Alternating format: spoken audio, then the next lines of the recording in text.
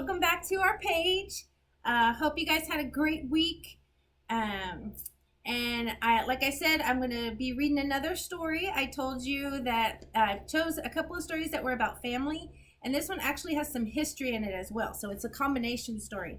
And I brought along a few guests to help me. You remember Jaden, and y'all remember Charlie, and you remember Mr. Scott. We're going to do like a combination read. And so Jaden's going to be showing you the book, and I'm going to read part of it and ask you your questions. Remember, you need to have somebody there with you. You need to have somebody there with you so that you can stop and discuss whenever I ask you a question, okay? I'm not going to do that or shoot the camera. All right, Jaden, show us the first part of the book.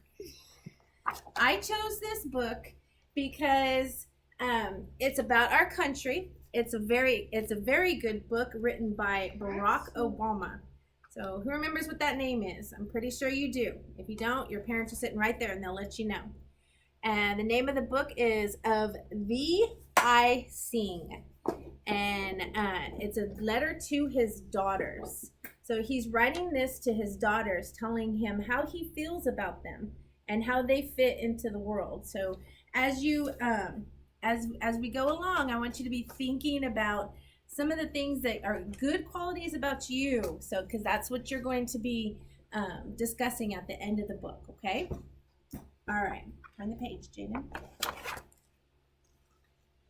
First page. Have I told you lately how wonderful you are? How the sound of your feet running from afar brings dancing rhythms to my day?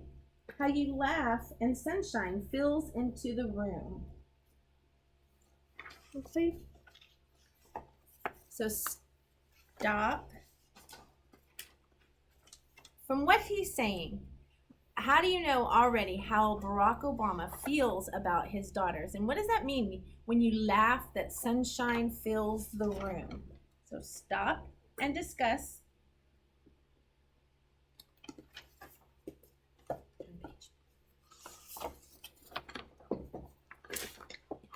Have I told you that you are creative? A woman named Georgia O'Keeffe moved to the desert and painted petals, bones, bark.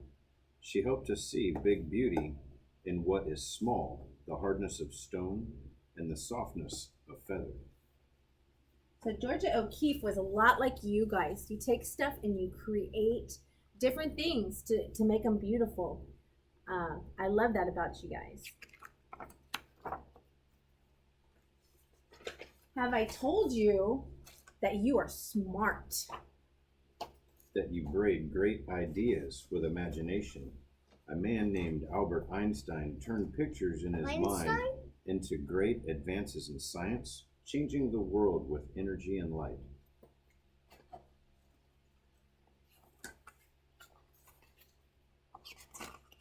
Oh goodness, we gotta have time with this. But have I told you that you are brave? A man named Jackie Robinson played baseball and showed us all how to turn fear to respect and respect to love. He swung his bat with grace and the strength of a lion and gave brave dreams to other dreamers. So, Jackie Robinson, remember back when we had Black History Month and we were talking about important people, and there was something important about why Jackie Robinson played Major League Baseball. Why would it be important if he played baseball? So stop and discuss that. Ooh, wrong page. Sorry. Stop and discuss. I think I know what it's kind of about. Turn around. We'll discuss it when we get done. Okay. Have I told you that you are a healer? Sitting Bull was a Sioux medicine man who healed broken hearts and broken promises. It is fine that we are different, he said. For peace, it is not necessary for eagles to be crows. Though he was put in prison, his spirit soared free on the plains, and his wisdom touched the generations. So see, Sitting Bull was a peacemaker. He helped all his people get along and really wanted everybody to accept everybody else. Kind of what we have to do in school, right? And at home.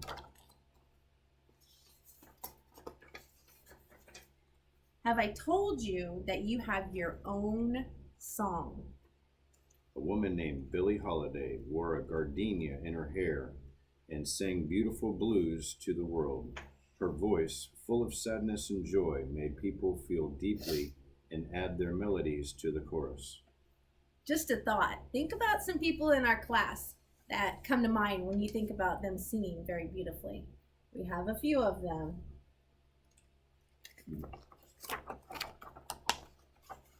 One of my favorites. Have I told you that you are strong? A woman named Helen Keller fought her way through long, silent darkness. Though she could not see or hear, she taught us to look at and listen to each other. Never waiting for life to get easier, she gave others courage to face their challenges. So I want you to think about there's going to be a couple of folk. I want the parents or whoever's there with you talk a little bit about Helen Keller and the things that she did. She was blind and she was deaf, so she couldn't hear and she couldn't see, and she taught herself to be able to communicate, and then went and taught other people. She didn't just give up and say, "Well, I just can't do anything." So I want you to talk a little bit about Helen Keller and what you know about her history, and then I want you to think about, as the students, I want you to think about, imagine that you were blind or deaf. You don't have to do both of them. What kind of difficulties do you think you would face in your life? What would be different, and how would you react? What kind of things would you do? Stop and discuss. Where'd it go? There you go. Good job. Have I told you how important it is to honor others' sacrifices? A woman named Maya Lin designed the Vietnam Veterans Memorial to remember those who gave their lives in the war, and the Civil Rights Memorial to thank the many who fought for equality. Public spaces should be filled with art, she thought, so that we can walk amidst it, recalling the past and inspired to fix the future. And you see this wall right here, and it has all those names. There's walls like this everywhere. We have some in our county, we have some in the next neighboring counties, and we have some at our capital. And what they do is anybody that served and they gave their lives to protect us or to fight a war for us, they get put on this wall. And so that's what she meant by honoring someone's sacrifices. Sometimes we've honored it by going and tracing over our names of our family members, because it's a powerful thing for us. You think about what they did, and when you are someone that goes to war, you go join the military, or you're a police officer, a firefighter, or even right now the healthcare workers. You're someone that's putting other people's lives in front of you. So this page is important because you can think about something at home. What can you do? Maybe put a sign in your yard honoring somebody that you know that has done something to sacrifice. Okay. Next page, Jaden. Have I told you that you are kind? A woman named Jane Addams fed the poor and helped them find jobs. She opened doors and gave people hope. She taught adults and invited children to play and laugh and let their spirits grow wide. Hold it still. Hold it still. It's Okay. hard. So Jane Addams, this lady right here, she dedicated her life to going out and finding people that were poor, children that didn't have homes, and she gave them food, she taught them, she gave them homes. So she did everything she could to help people that didn't have what they needed to live. So I want you to think about, and this is stop and discuss. Does your family know anybody like Jane Addams that really goes out of their way and helps other people? They maybe volunteer for something, maybe your pastor, maybe somebody in your church or one of your groups. So think about those people. Stop and discuss it.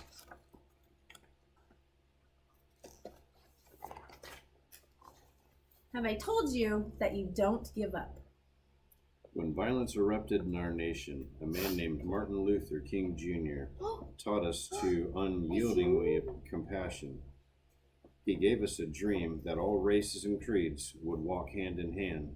He marched and he prayed, and at one at a time, opened hearts and saw the birth of his dream in us. So did anybody else have that reaction that Jaden did? You remember that name because we talked about him a lot, and we know he was so important to our life. I like that story. I want you to celebrate what you know about him, and I want you to stop and discuss and share with the person sitting next to you what was important about what Martin Luther King did. I like that story.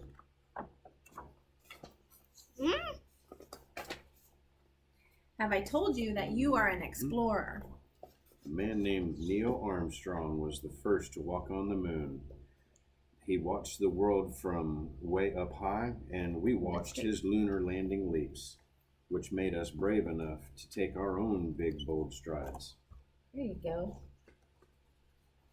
So Neil Armstrong, first man to get on to walk on the moon, and helped advance our space program. How he looks like. Mm-hmm. You gotta get up there. Have I told you that you are inspiring? A man named Cesar Chavez showed farm workers their own power when they felt they had none. The people were poor, but worked hard and loved the land. Caesar picketed, prayed, and talked. The people listened to their hearts and marched for their rights. Si se puede, Caesar said. Yes, you can. So Cesar Chavez. Look how that's spelled. I want you to think about anytime. Have you seen that name somewhere? If you've driven downtown San Antonio, you've seen that name. Or if you haven't, start looking for it. You get close to the Alamo or to the Tower of Americas.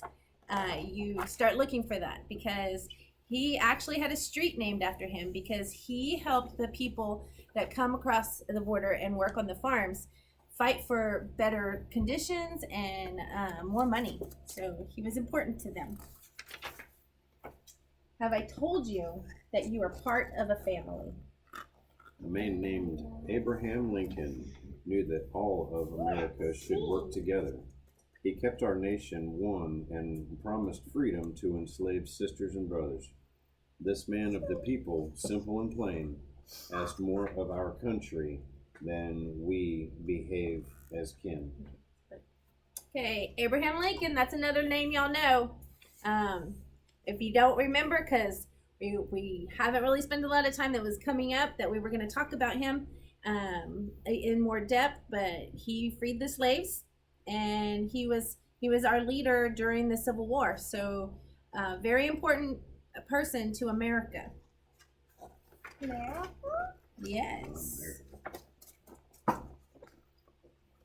Have I told you to be proud to be an American?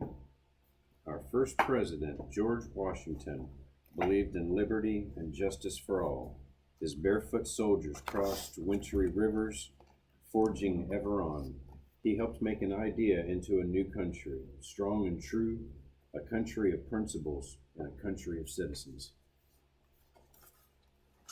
George Washington led this country and started the whole idea of what we have today, democracy, why we have freedom, why some things are different here than they are in other countries right now. We have a lot more freedom to make our own decisions, and we need to keep it that way. Okay. Last page. Have I told you that America is made up of people of every kind? People of all races, religions, and beliefs. People from the coastlines and the mountains. People who have made bright lights shine by sharing their unique gifts and giving us the courage to lift one another up, to keep up the fight, to work and build upon all that's good in our nation. So look at all those different kinds of people. It takes all kinds. We have some diversity in our school, in our towns, and in our state, in our country. And that's important because everybody has something they can offer.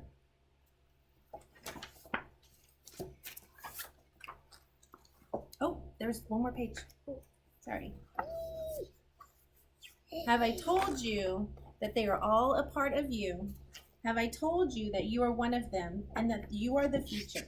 And have I told you that I love you? I think I have a few times, right?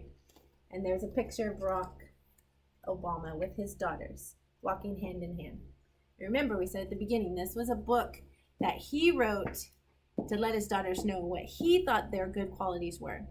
And so when you stop and discuss, when we stop the video, I want you to discuss, because last week we talked about the good qualities of somebody else in your family. I want you to think about your good qualities, and I want them to tell you what they think is inspiring or brave or what they're proud of you for and what you do well, because everybody has something to offer. And now I wanted to go ahead and explain so we don't have any confusion this time. Our extension piece is going to look like this. It's this paper. And it says, history is being made right I forgot about the front. now. Just like in the book, there are some amazing and heroic people right now that will be written and learned about in the future. So what's going on right now, your children are going to learn about in the history books, in the history class when they go to school. Think about that. I sent this small white journal. Use this journal to write and draw what is happening in your life. What's going on in your life, okay? So you're going to, a couple of times a week, every day, however long you want to, okay? You're just going to write a story, something you did, something that's going on in the world, somebody that is, if you write about some things that you do every day, how you're feeling, what are you going through? Are you having fun? Are you nervous? How's your family handling all this time? Write about anyone that is special to you. If you have somebody that's really helping you out, write about them. If you hear about somebody in the news that has done something heroic, write about them and draw a picture, because I know y'all love drawing. Illustrating what you write about is important because it helps us see it, right? And then I said I would like for you to have the whole thing full when we came back to school, not knowing that we weren't going to be coming back this year. But don't worry, I'll see you next year. We'll be here next year, okay? But you're going to complete this, and if you want to, you can take a picture and turn it in, whatever you write every day or every other day or however you do it. Take a picture, turn it into your class dojo, and because I like to read and see what you drew, okay? Or you can do it at the end of the week. Yeah. For you to do everything. Maybe at the end of the week, write what you did throughout the week. True. Yeah. True that. See, Jaden has good ideas too. Just like you guys. Okay. I love you. I miss you. Drop me notes. Send me pictures. We want to see you. We want to see what's going on. And thank you to everyone that did send me pictures. That was great. Love you guys. Bye.